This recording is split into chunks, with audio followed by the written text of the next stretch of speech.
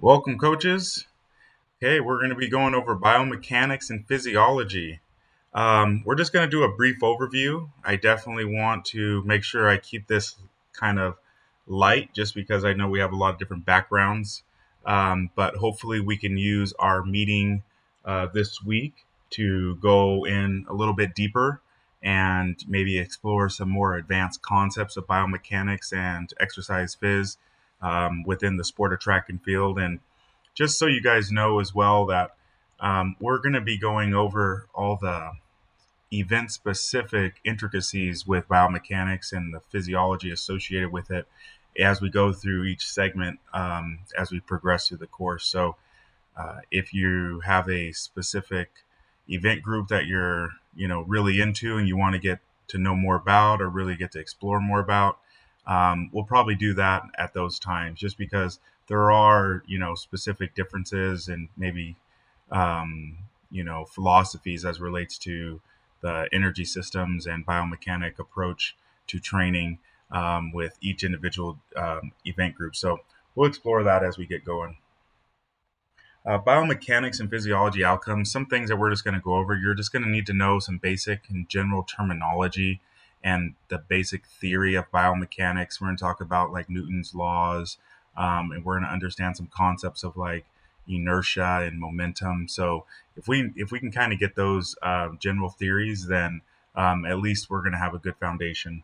Then when we get into terminology and theory of physiology, we're going to talk just pretty much more so like on the metabolic and neuromuscular aspects of it. Really not getting too much into nerve impulse and things like that because we'll talk about that when we get into the speed power events and how some of the physiology around our neuromuscular system and how the nerves innervate with our muscles and create impulse and reaction, so on and so forth. We'll talk about volitional and non-volitional movements. So those are things that we'll be getting into when we get into physiology as we progress. Uh, so for this particular section, you're going to know the practical methods of assessment and analysis of biomechanics. So I'll go over those, not in a lot of detail, but just some general components of what to look for, and I'll be pretty clear about that towards the end. Then the protocol and application of exercise physiology concepts. Like I said, this is going to be very general, and some of us are gonna think like, why are we even talking about this stuff? But if we can at least get a grasp, and then we can start to probe deeper into, okay, how are we applying this information? Because that's ultimately what the most important part is okay, how are we applying the information that we have? You can know all the concepts, all the words, all day, but until you know how to actually apply it is a lot different. Okay, biomechanics. What does that look like? So just take a look at this picture here. Okay, where do you see yourself?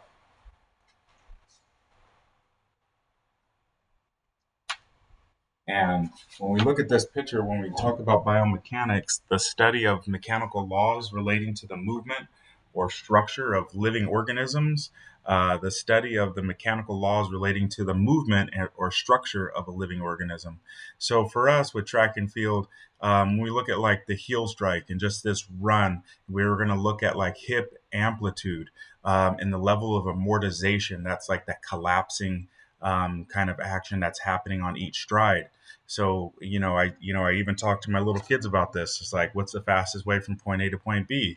It's a straight line. So if you look at your hips or quote unquote your center of mass, if we're running, from point A to point B on the track, 100 meters, we need that to be a straight line because any oscillation or twisting or unnecessary movement within that pattern is going to influence our efficiency and what we consider fluid momentum.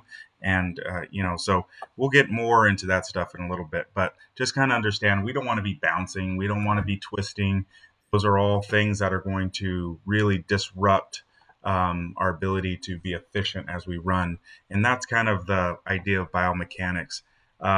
It was a lot of fun, listening to some like high level coaches when they talked about certain things with biomechanics because, simply put, is that, what they're exploring a lot of times is, they're always chasing, centimeters. They're always chasing very small margins of success and development, to the point to where, um, you know, they have to constantly evaluate what they're doing. Like, okay, how am I doing it? What information am I taking in? And how do I apply it? And then they test it, and that's just a constant process. So we also, whether we're working with middle schoolers, high schoolers, we also need to kind of have that same mindset of constantly analyzing and taking in information. But like, I heard it best kind of illustrated with, like, they talked about a theory of relativity. So, there's a time where everybody in the world, where everybody thought the world was flat, that kind of thing. Well, you know until you figure something else out, right? We all kind of have that to us. Until we know something new, we don't know what we don't know, and that's the hard part with track and field. And we're constantly trying to uncover new things on a regular basis, and using science to help us do this in a consistent manner. The two content layouts with the table. So when we talk about, when we're outlining the events, we're going to really make sure that we're really breaking down what is it to be within the biomechanics. Um, so when we look at this, it's like force, mass, center of mass. So force is just push or pull that tends to cause a change in motion. And then there's the amount of force when we talk about within a body. So mass, the best way that I like to try to get people to understand is that don't always correlate weight and mass. And, if like we had zero gravity, that kind of thing, because that's going to be an important part when we start talking about linear and angular rotations and movement. The interesting thing about mass is, like, now we think about the center of mass. That's just the balance point, obviously, where the middle is. But like, for instance, if you had a hammer, the actual middle is not going to be the center of mass. It's actually going to be closer to the hammerhead, right? So wherever that balance point is, that's where the center of mass is going to be. And the interesting thing is that we're constantly going to be able to displace, especially if we're moving, where there's all these other elements that are coming into play that we're going to talk about a little bit. But just understand that through our sport, through the nature of our sport, our center of mass is constantly being disrupted when we talk about it being stagnant or static. There's linear and angular motion. So linear is just no rotation around the axis, and then angular is there is rotation about the axis. So like a spinning wheel, like around with the spokes and everything, like that's angular, what we would consider angular motion. Um, Trying to keep it simple, but just kind of keep that in mind. But a lot of these things in our sport don't really happen without the other. They're not mutually exclusive. They work in tandem quite a bit, and so we have to really understand these concepts. And we're gonna talk about the planes, like longitudinal plane, latitudinal plane, and where we're getting information when it comes to our athletes and the biomechanics associated with it.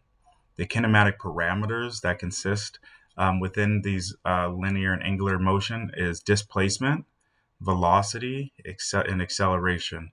It can be definitely broken down into Newton's four laws of motion that apply to both these things in a linear and angular fashion. We won't really go into them, but a way that something gets displaced is like the acceleration of a sprinter. They're displacing their center of mass. That's why they're able to have that body lean and that angle, because of the level of displacement that's associated with where they're at. Velocity, I think as track coaches, we have to be a little bit more careful with the phrases that we use, because sometimes we interchange speed and velocity, even though, they pretty much mean the same thing. When we think about velocity, it's meters, distance over time, right?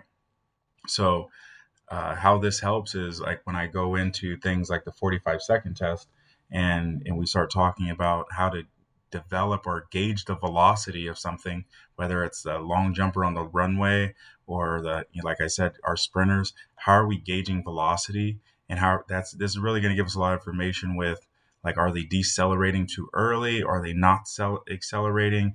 You know, what is the rate of their max velocity at any point in time? What's the average, maximum velocity over, 120 meters? That's going to give you a lot of information. Then acceleration. Acceleration is just, going from zero to anything is acceleration, right? But we also, within that, there's like deceleration. And we have to understand that, especially when we get into sprints, that deceleration is a component of sprinting. And how do we manage that is important. So those are just some concepts. So linear, angular, know those basic terms. The kinetic parameters of force. Momentum is just the quantity of motion of a body, right? Where P equals momentum, M is mass, and V is velocity. So what that means is that to overcome a certain amount of mass to create velocity, there has to be a certain amount of momentum associated with it. So, um, you know, it's like, I like the concepts of like strength to weight ratio. If you're able to produce more force than in terms of your body weight, you're going to get better output at that point in time. Momentum and velocity are related, but not the same thing. So momentum, like I said, you're overcoming something, and velocity is just the measurement, the calculation, the rate of, from getting from point A to point B. At the beginning of movement, velocity is low, thus momentum development requires large forces applied over a longer period of time. This is where a lot of athletes get messed up, like with drive phase. They think that they need to pitter patter and just tip tap the ground as they, get out of the blocks, or, do an acceleration. When in actuality, they need to have that level of locomotion and create large amplitudes of force as they try to overcome the inertia and the mass to develop this momentum. Um, I think like even distance runners in the distance running community, they take for granted their acceleration and the quality of or the benefits of a quality acceleration. So, teaching acceleration is critical just because of those things alone. But when we get into impulse reflects the change in momentum of a body. So you kind of heard me use that phrase already, but when we look at this, we're just talking about time of force that is applied. So impulse generation and momentum development, are of concern when accelerating is taking place, but not at high velocity. Why is because the simple fact of the matter is that impulse is going to require a time of, energy distribution. And so when we're at high velocity sprint mechanics, that's not really something that we have the luxury of having, hopefully. So we'll get more into that later, but just understand that impulse is going to be relative to the amount of inertia or momentum that is going to be needed at that point in time. And all these concepts, both momentum and impulse, they all relate in a linear and angular fashion. So remember, angular is rotation, linear is like straight. Okay. Rotation around the axis. I really like this video just because this is really shows like with the high jump, like this. I think it was a good depiction of what it is to rotate around the axis. I used to use slinky. This is also a great way. So if you watch in a regular stick with like this little spring thing on the bottom, nothing special. I can go with a broomstick. You know,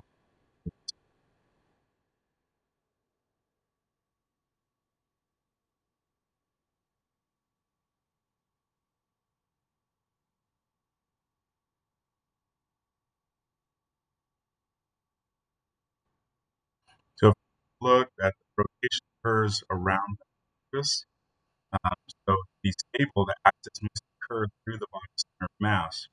Body in flight always rotates around its center of mass. So, like for instance, high jump coaches always say like, you gotta throw your chin to your chest so that you can kick your feet up. Well, no, you don't. If if you lay out and if you do things appropriately, and I'll get more into detail when we get to high jump and stuff, but what needs to happen is you need to hold that rotation so that your body finishes rotating around the axis at the time. Okay. Like I said before, I use the theory of or the concept of like a slinky going downstairs. You don't have to keep making it go. It's just going to keep going because it's rotating around its axis. And I thought this was a lot cooler than showing a slinky going downstairs. So yeah, that's that. All right. So biomechanics, there's three essential planes. There's a longitudinal plane, transverse plane, and frontal plane. These are planes in which we're going to hopefully be analyzing from a biomechanics standpoint as we go through the event specific stuff. So what does this mean for you? This means that you need to change your vantage point. That's just like a tactical component of knowing these things, because looking and taking in these three components, these essential components, I would say, you're going to get a lot of information about the efficiency and the positioning of the technical model in which you're trying to teach your athlete. So if you're used to standing on the side of them, you might want to stand in front or stand in back.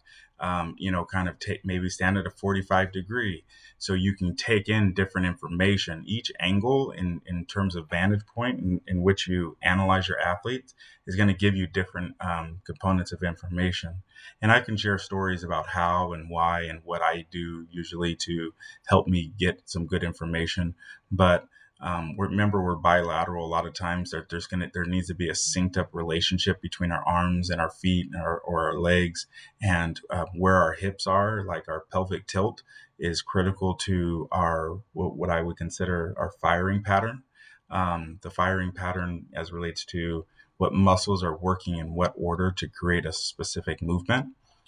Sometimes they're hindered by what are considered antagonistic muscle groups being either overactive or not active at all, being too weak, things like that can throw off the firing pattern or the order in which muscles work.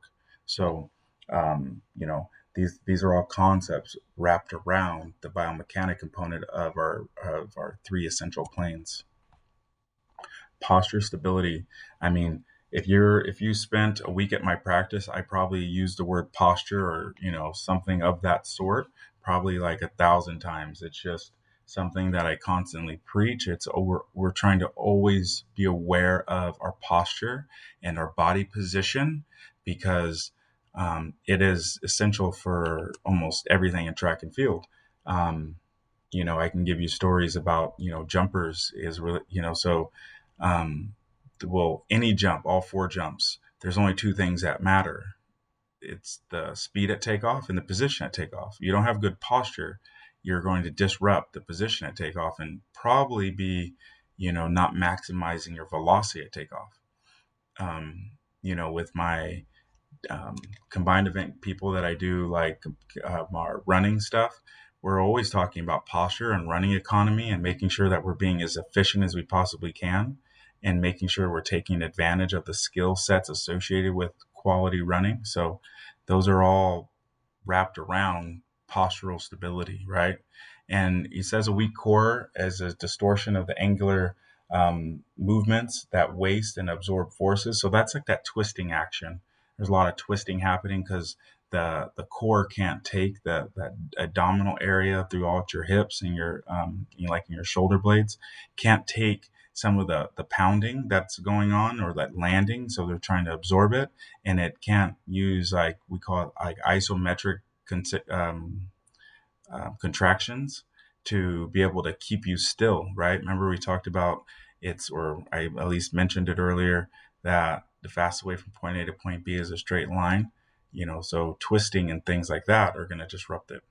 The strong core allows for efficient force application, thus efficient displacement. So your body's ability to handle the flight phase of a sprint or, landing and taking those steps, like distance runners, everybody.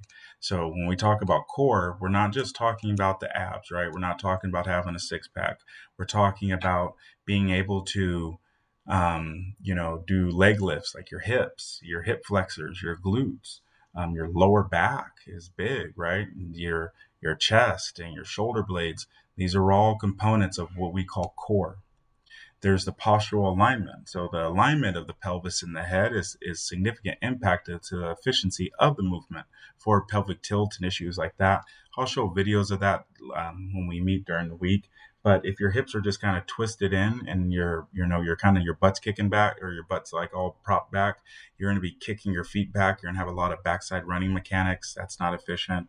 If your head and your spine and your hips aren't in alignment, your ability to apply force and absorb force is going to be disrupted because as it relates to like energy distribution or force distribution, if you're all tangled up, it's not going to be as effective as it was if you were, in what I would consider in quality postural alignment.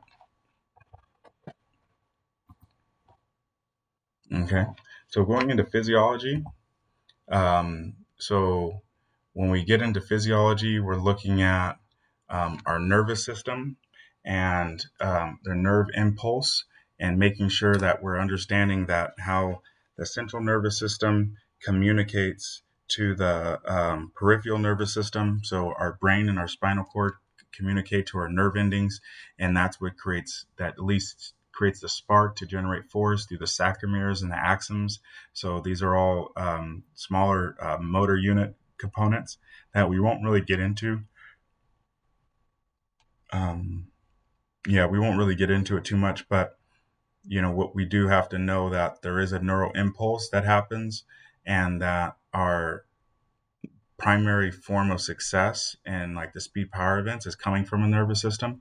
And because you have to really look at what the metabolic and neuromuscular impulse is of that event, right? So there's no reason for a shot putter to be good at running miles because that's not going to translate to them having good throwing success. And I kind of mentioned it before, but neuromuscular system is the innervative activity between muscles and the nervous system. So just how that freeway works. The example I give a lot is like if you're right-handed and I told you to write your name with your left hand, it might be a little sloppy in the beginning, but as you keep writing it, it's probably going to get a little bit neater as you get going. Why? Is because your brain is learning faster and it's getting more efficient at sending the signal about how to stabilize all the little muscles in your hand, all the nerve endings in your hand that you're probably not used to using. So that's kind of that whole neuromuscular system that we're mentioning. Metabolic is just simply the two categories. There's aerobic and anaerobic. There's two categories in the anaerobic. Anaerobic means without oxygen. There's the alactic and the glycolytic. The alactic, we're looking at somewhere between maybe like 15 to 20 seconds of like, anywhere between 70 to 80, closer to, 90% intensity. Anything past, almost 20 to 30 seconds, you're going to be using some substrates to create ATP, which is adenosine triphosphate, to help you have energy expenditure. And usually with that, when you use those substrates, that's the glucose for the substrates to help produce the ATP, you're going to have a byproduct. Usually that byproduct we translate it as like lactic acid, but it's really the hydrogen ions. And in some of the lactic threshold development is very important because I use the example like that booty lock type running is it's like being in muddy water. When everything's all muddy and things like that, the nerves don't work well, the signals aren't going to get sent well. There's going to be a lot of disruption and potential for other things to happen. So the stress levels actually increase. So there's a lot of things that go into that. Then there's the aerobic system, which is primarily, we're going to be looking at your cardiovascular system, your stroke volume, that relationship between your heart, your lungs, your cardiorespiratory. So how does that, work together? Taking in oxygen through the capillaries, going through our heart, and, sending oxygenated blood throughout our body. The good thing about the aerobic system is that it produces a lot of ATP. But the bad thing about it, on the same token, that it takes a while. So, but when we look at some of the differences, it's all about intensity. So intensity for, a 23-year-old professional male track athlete versus a first year running eighth grade young lady, the energy expenditure is going to be a lot different with those individuals. So what might be alactic to one might not be to another. So just keep that in mind. And we'll go more into it later, trust me. Energy rich ATP is the basic fuel for all work and recovery of cells. The intensity of the effort dictates the substrates employed. So obviously, if you're going at a slower, less intense like pace when you start running, your body kind of already intrinsically should learn how to maximize, like through pyruvate, and how to maximize the aerobic system to help you be more efficient. So some considerations with physiology is like age. We did talk about chronological and training age. This is just to reiterate it that obviously like the big one is like mitochondria development between prepubescic is much different than a college age track athlete. So how the body responds to training, and the stimulus associated with that training is going to be different with different ages, and different developmental levels. So a very important variable when developing the load for the training. So this is some guidelines that I took from USA Track and Field, and they hold pretty true, but it's up to you about how you kind of work with them. Ages 6 to 10, this is teach basic skills, allow for play and for fun. Ages 11 to 14, multilateral development, introduce energy system training and aerobic training and limited aerobic work. So emphasize on team orientation activities, just because at this point in time, there's going to be a lot of growth that's happening. So how metabolically they respond to certain training is just going to be too iffy. But that's just, it's up to you to create that. Ages 15 to 19, now they're ready for more specific and demanding work and volume development, building that volume. So then when we look at growth and maturation, young athletes mature at different rates. So just don't be careful training them all the same. And the number one goal is to prevent injury and avoid the burnout, the psychological burnout associated with being involved in the sport, at a high level. Early multilateral development has both physiological and psychological benefits. Don't specialize too early. So what this means is like just try to mix it up. Get them throwing med balls. Get them used to using their left hand and triple jumping and running over little mini hurdles. Adding as many different variations in their training and their exposure to the sport can really help them in the long run. I know it looks good and it feels good to have somebody be like a junior Olympian and things like that, at the age of 10.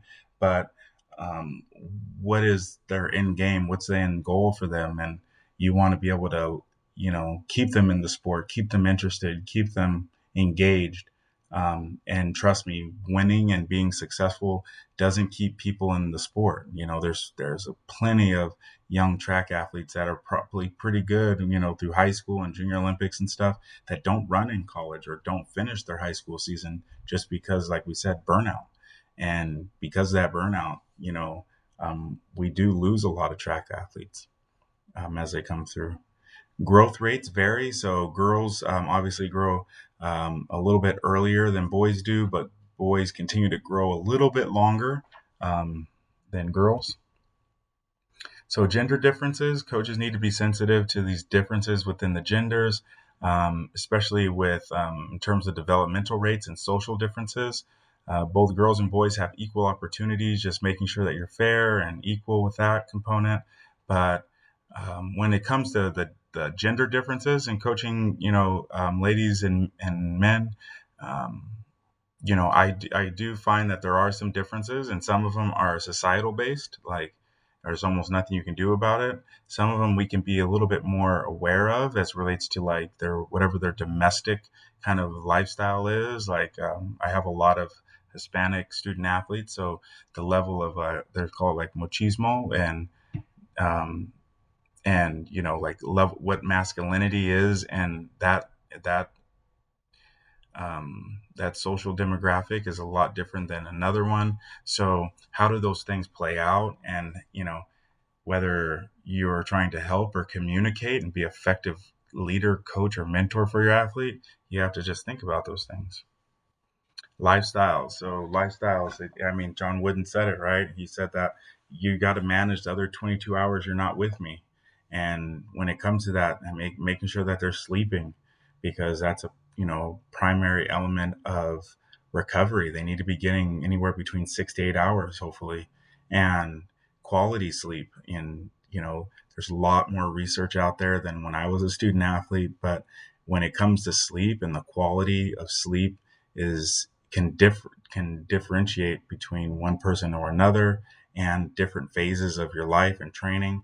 So as athletes get a little bit more successful, and you're starting to search for smaller margins of like trying to help with their improvement, sleep is probably the biggest one. I think sleep is probably more important than nutrition, because how they're the catabolic, anabolic, metabolic, how all those things work, really revolve around sleep and your ability to recover, and psychological health too.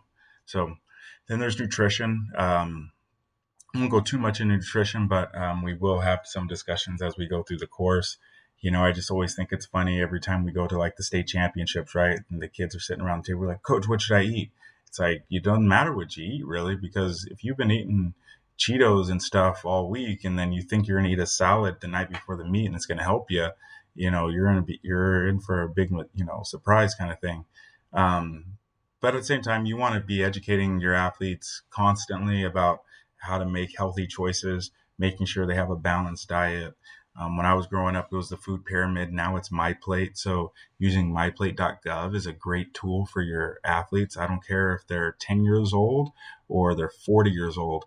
MyPlate is a great resource that anybody can use to help create quality nutritional plans and kind of analysis, because you can do a lot of different tests, whether it's like energy expenditure tests and different things like that. So pretty cool. Genetics, right? You can't choose your parents.